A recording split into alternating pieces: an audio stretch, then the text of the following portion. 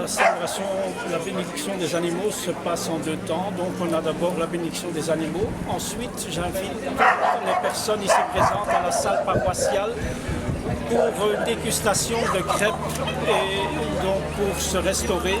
Et cela au bénéfice de l'association de la SLA, c'est-à-dire cette maladie orpheline dont 2 personnes sont atteintes ici dans notre doyenné. C'est une maladie qui atrophie les muscles et petit à petit la personne est prisonnière de son corps. Et c'est important qu'on trouve au moins des solutions à ce problème et à cette maladie. Bien sûr que ce n'est qu'une goutte d'eau dans l'océan, mais beaucoup de gouttes d'eau font un océan. Et si tout le monde essaye de faire un petit quelque chose pour qu'on puisse trouver une solution à ce problème, eh bien c'est formidable. Le plus important, c'est de ne pas être indifférent.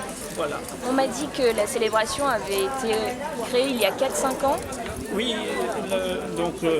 à partir d'un groupe ici sur le Ploegstert, un petit comité, on a créé ce groupe pour justement venir en aide à les personnes qui sont atteintes de cette maladie-là. Et le but c'était ça, et puis on s'est dit pourquoi pas associer aussi la bénédiction des animaux. Les animaux sont quand même les amis de l'homme.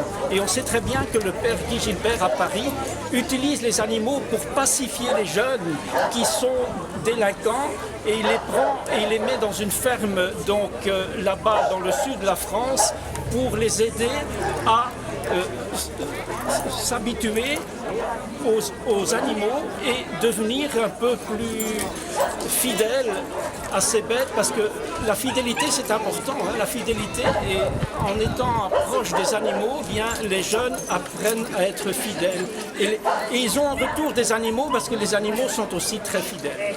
Vous êtes plutôt satisfait de l'affluence qu'il y a ici à Ploegstert? Il y a quand même pas mal de monde qui suit cette célébration. Oui, mais je trouve que les gens sont toujours très contents de pouvoir être présents avec leurs animaux, mais aussi pouvoir être solidaires vis-à-vis des gens qui souffrent, parce que les personnes qui sont atteintes de cette maladie ne sont pas présentes ici parce qu'elles ne peuvent plus bouger.